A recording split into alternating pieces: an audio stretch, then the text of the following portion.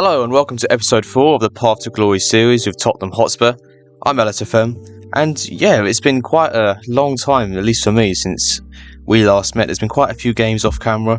We're now in December 2022, almost 2023, and I think last time was in September. And before I show you the games, I just want to ask you to smash that like button and hit the subscribe button because, well, I mean, they really help the channel, as most YouTubers say. So anyway, let's just look at the games since you were last here. I won't go into the games in detail because there's quite a lot of them and I don't want to make the video very, very long. So, since this result, which I'm never going to speak about ever again, we got our revenge against Porto 4-1. I mean, they actually took the lead in this game, and when this happened, I just thought we would drop points to them again, but luckily we escaped and we won 4-1. Richarlison with a brace, followed by a Kane and asensio scoring. So yeah, that was good. Slightly disappointing result against Bournemouth, but I mean, you may think we got offended in this game, but actually it was fairly even. Yeah, it was fairly even. They only had one shot on target, but the XGs were similar. We weren't good enough in this game. Kane got a 6.2, but it doesn't matter. Because overall, we've been very, very good, I'd say. Look at all these clean sheets we're keeping. Good results, a 5-0 win at home to Brentford. We beat Dortmund 5-1. Yeah, I mean, I said in the first episode, I think it was, or the second one, that Dortmund would be our toughest opponents in the Champions League, but they've been terrible. They really have. We smashed them both times we played them. Then a 3-0 win at home to Southampton, 3-0 win away at Wycombe in the EFL Cup, we don't care about that game, and a 2-0 win against Fulham. And since then I've just played a few friendly matches while the World Cup went on. Then last game was a 3-1 win against Brentford again in the EFL Cup. So yeah, a very, very, very positive run of games for Spurs. Unbeaten as well. One thing to point out as well is that even though before I've slated Hugo Lloris a lot, he actually is the clean sheet leader in the Premier League right now. It's weird, I don't feel like our defence are that good, but Lloris is the clean sheet leader. And if we look at him, he has a very good average rating. Only conceded 10 goals in 16 appearances. In terms of other standout performances from players, Kane's on 15 goals. Son has been our best player, I think. 12 goals, 14 assists. Richarlison also, I've been giving him, because Asensio was injured for about a month, so I was giving Richarlison lots of game time. He scored 11 goals in 11 starts. Most of them are coming in the Champions League, but he's been very good too for us. Asensio's chipped in nicely when he's been fit. And a player who I've been really impressed with is Yves Bissouma, who's got 6 goals and 5 assists from midfield. Great average rating too, yeah. He's a very solid player, and I said right when I started to say he was a decent player and that he'd be a key player for us in midfield, and he's certainly lived up to that billing. And he's adding goals to his game too, which is always welcome.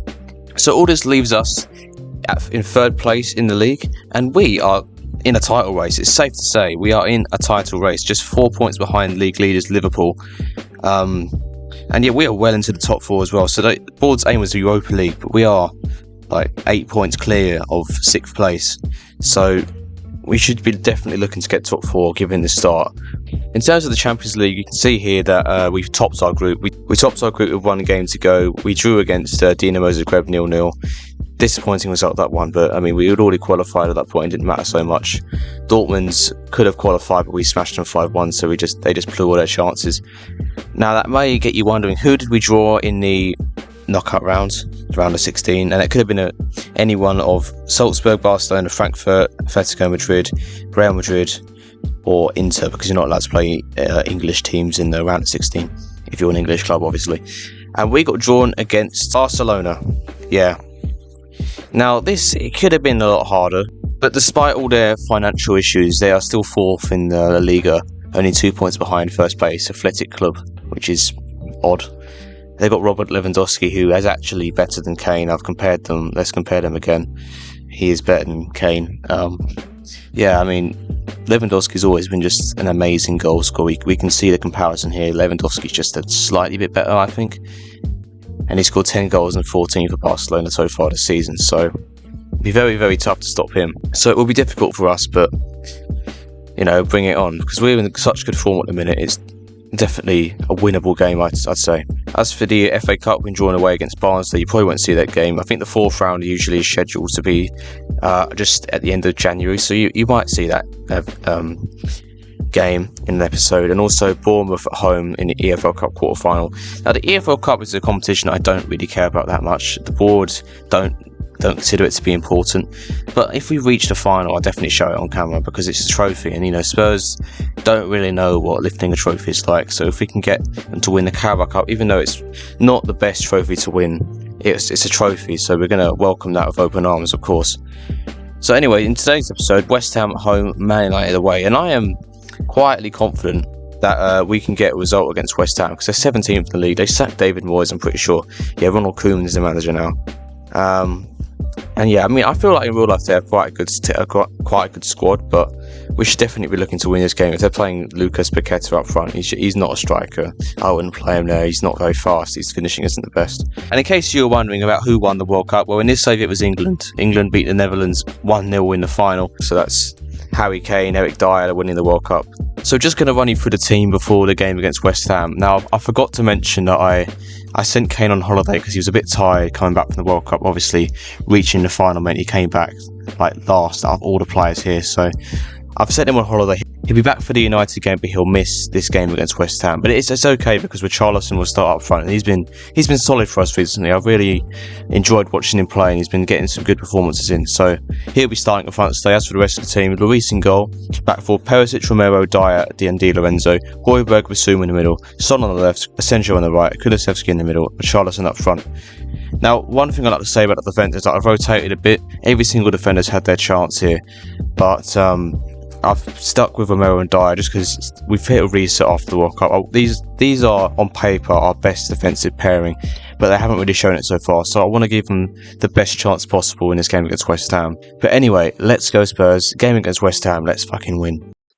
Okay, here we go. First game since the World Cup in the Premier League, and it's against West Ham at home. Should be a very winnable game. We're in good form. West Ham are not, and they're playing Lucas Paqueta up front, so, I don't know where Scamacca is maybe injured, but it's much like the game against Chelsea where they played Sterling up front. He scored a nice goal but didn't have much impact since, so hopefully it will be the same here. First highlight of the game, just under 10 minutes in, West Ham on the ball here. Now, it'd be so Spursy if we did lose this game. We've been in such good form, and 4-0 was very close there. The moment that the team have realised that we're there on camera is when they're going to start playing shit again. I love Spurs. Perisic now. Interesting switch of play to Højbjerg, but Basuma can pick it up just on the edge of the area. It's Asensio. Asensio shoots. Oh, it's just wide. It was a great effort from the Spaniard. Asensio free kick here. Oh, he hits the bar. Still 0-0, and it's been so poor from Spurs. Yeah, I'm going to have to get shouty here, because that was one of the worst first halves I've seen, where we haven't gone down a goal.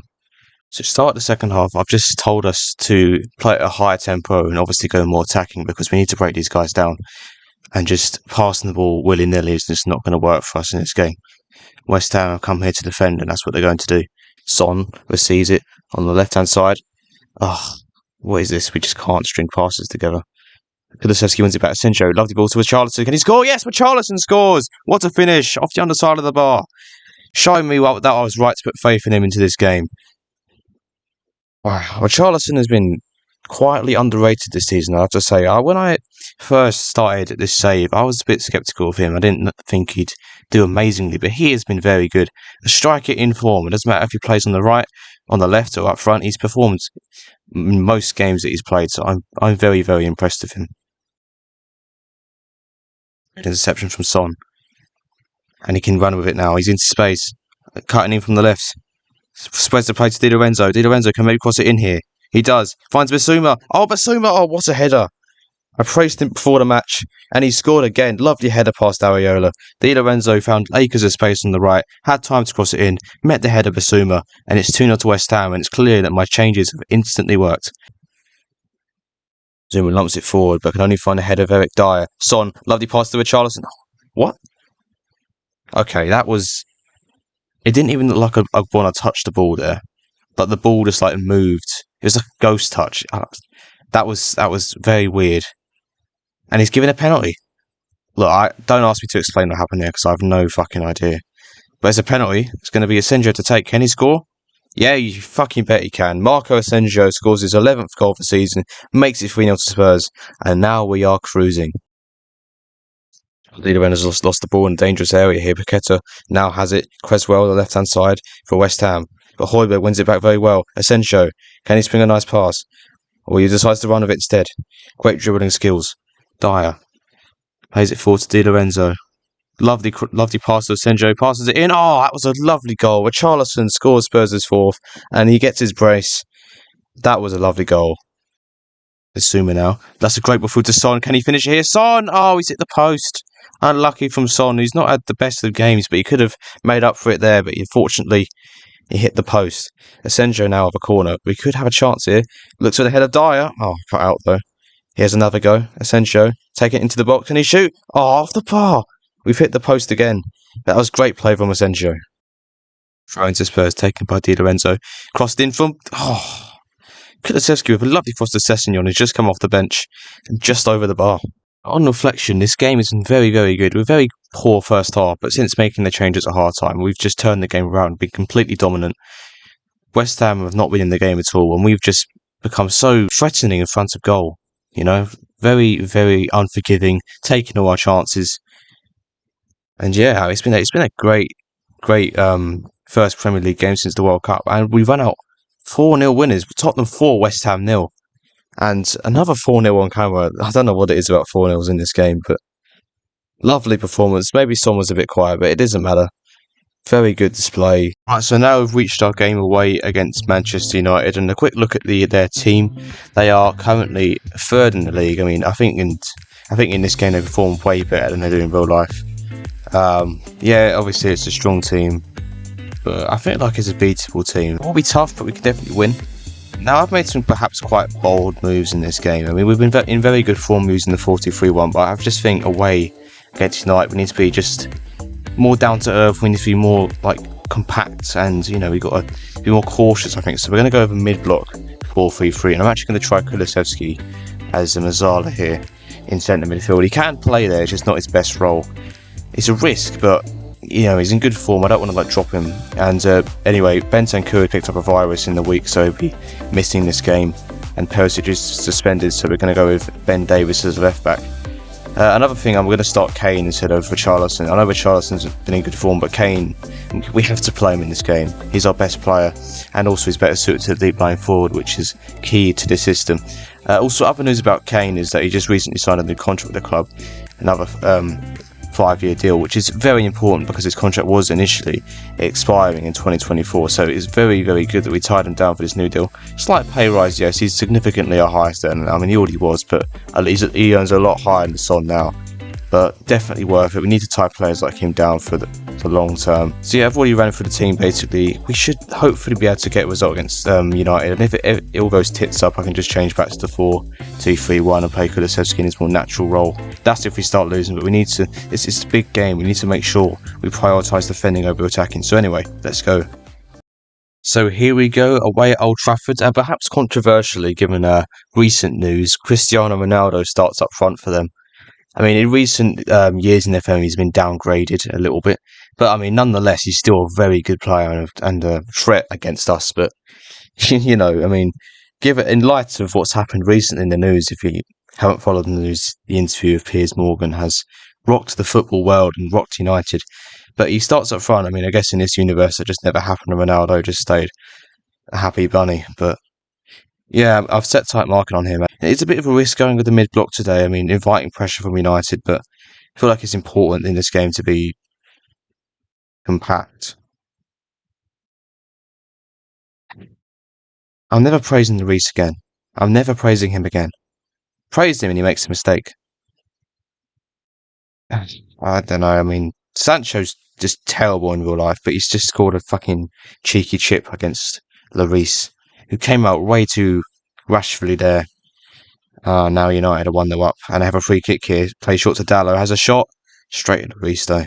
We've lost the ball again. I mean, I don't know, have I made a mistake here? Sancho's in, and he scores again. Yeah, Sancho scored 2 inside 6 minutes. And it looks like my caution before this game has cost me.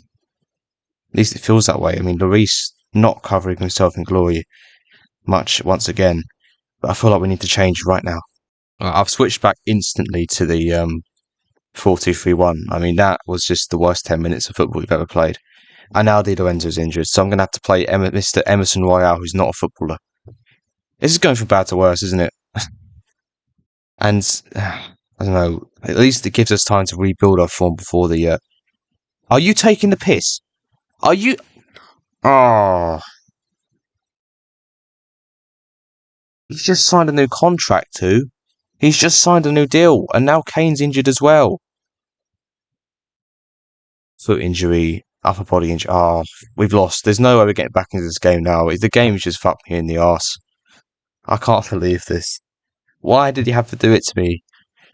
Oh, I mean, at least Richarlison's been in good form, so I still trust him to do well, but what a terrible 20 minutes. I just feel like sometimes in this game, your players just don't turn up to matches. They just perform at their worst possible level. And Ronaldo almost scored a third. What is going on here? I don't know why we're playing so bad. We've been so good recently, and it's like, Maguire scored his first of the season. Just get me out of here right now. We've been in such good form, and of course the game I'll come back to on camera, one of them at least, has to be this. But what's Davis doing? He could have blocked that on the line, but he's facing the wrong way. Do you even know where you are, mate? Do you even know where you are? Like in most episodes, one game goes really well and the next goes very badly. I mean, I can't even complain. We've just been terrible. United deserve to be in front right now. It's terrible, and I'm actually going to throw the water bottle at them. I mean, some players lose confidence, yes, but the water bottle needs to be thrown here because this is just not good enough. I've made similar changes to the West Ham game in the hope that we can get back into this match, but I doubt it a lot. 3-0 down, it's a tall order, really. Players aren't looking up for it. Son has not been good again.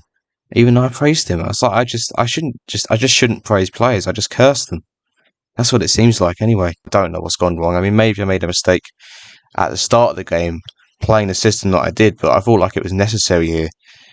But even after switching to the normal system, we've still been terrible. United are playing us off the park. And Sancho scored a fucking hat-trick. Oh, I can't believe this. I'm in total shock. Why do average players keep having the games of their life against me? Sancho is terrible in real life. I mean, every game he plays for United is non-existent. Perhaps that's a bit far, but why? What right does he have to score a hat-trick against me here? We're down 4-0. Why are United so good in this game? Do the game developers even watch football in real life? Why are United always so overpowered? They're not this good. I think they're better than Spurs, yes, but they wouldn't be beating Spurs 4-0. We've not even played 60 minutes. I mean, Richarlison's robbed him here. If he scores this, he does. Consolation goal or back in the game? I mean, I'm not sure, but it's got to be something because we've been so poor. And United are going to attack again through Anthony. The guy that's signed for 100 million for some reason. Sancho's in again, and Sancho. Oh, okay, it was saved by Lloris that time. Thank God, Lloris. If Sancho scores 4 goals in one game, I will never live it down. Oh my God, what was that from Dyer? Oh, what a save by Lloris. That was a great save. Dyer, he's coming off, as you can see. I don't know what that was. This guy. I give you a chance and you just repay me with that. And they almost scored a 5th. We're at 6s and 7s here. Oh dear. We've got to have an inquest after this game because United have been all over us. We just haven't turned up. Lloris punched it clear. Shaw shouldn't have done that. Luke Shaw now. Oh, I think Lloris turned it onto the post there. Lloris is still, even though he's made a few errors in this game, he's been solid. He's been the reason why it's only 4-1. Without him, it would have been a lot more, I have to say. And yeah, that's going to end it. United 4, Tottenham 1. And I think that's probably the worst performance of the season. Especially on camera. I have nothing to say about that. Yeah, not good enough. The defenders was just terrible. I've told them that. Well, that could be us out the title race at this early stage. I mean, Liverpool, I can see them running away with it. You can see they just beat Brighton 4-1. 4-0, sorry. Bad news, Arsenal also beat City somehow with a 93rd minute winner, so they're closing the gap on us. But yeah, I mean, I don't know what to say. And to make matters worse, Di Lorenzo's out for 6 to 7 weeks. with a broken ribs. So I'm going to be relying on Royale a lot. Harry Kane, twisted ankle as I said, he's out for a month. So, lovely. Tactical blunder ends winning 1. I mean, I hardly think that's fair considering I changed systems literally straight away when they went 2 goals up. I don't understand this. Like, teams change tactics a lot in real life. It doesn't matter if we're winning loads of games in a row. If we're playing against United away, I need to do something to make sure we're more defensive. And even when I did change it, but nothing happened, so I don't understand that email at all. But that means that Di Lorenzo misses the game against Barcelona. And I'm going to have to play Emerson Royale against Barcelona. Kill me. Oh my god. I'm a disciplinarian. Son, you're getting fined for that shit show. 6.0 I think you got. It was just terrible. And I probably did it after every single player. Clearly the tactical switch did not pay off at all. I just felt like we needed to change. We've had all these games, but they've all been quite straightforward. So we need to, tighten up against a stronger side, away from home especially, and it just didn't work out for us. But perhaps one positive note is that we have 40 million to spend in the January transfer window, and now the board upped the transfer budget I think it was in November during the World Cup, and that will rise to about 50 million when Doherty leaves in just a few days. He's finally gone. Goodbye, mate. You won't be missed. So I'll definitely be looking to get in the centre back, and if I can cancel the loan of Longley, then I would. I'm not sure if I can. I think I can actually. I think I can. There's no option here that says loan cannot be terminated. So if I sign a centre back, I'll definitely be getting rid of Longley because he's been terrible. 6.62 rating. But I mean, players I'm eyeing up. Let's have a look. I think they're on my shortlist. Yeah. So Upamecano, he's definitely one of. Okay, actually, never mind. His value has just gone up massively for no reason. I don't know why. Bastoni? No, his value's gone up too. Yeah, I thought. I was going to sign one of these 2 players, but I feel like something about January just makes the players' values goes up exponentially. I don't usually do business in January, anyway, but given that performance against United, I feel like it's warranted. But if these players' values are going to be that high, then it's going to be a tough ask. But anyway, thank you for watching this video, guys. I'm not sure when I'll come back. It might be, if we get through in the FA Cup, there might be an FA Cup game just after the Arsenal one, so I might come back for that. And then I'll come back, obviously, for these 2 games that are very tasty. Barcelona away and Man City at home. 2 big matches, but we have to respond against Nottingham Forest to this just terrible performance. And I'll make sure the players do. So thank you so much for watching, so much appreciated, and I'll see you next time in episode 5. See you later.